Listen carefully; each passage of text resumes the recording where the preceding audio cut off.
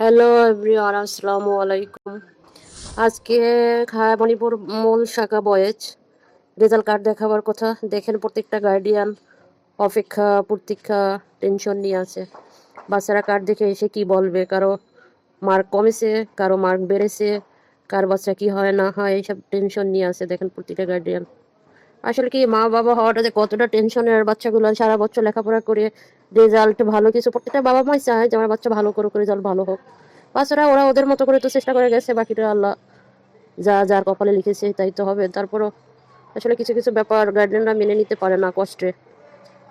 সব গার্ডেনরা দেখেন কিভাবে হা করে তাকিয়েছে, সবার ভিতরে টেনশন, কি করলো বাচ্চাটা কি করলো।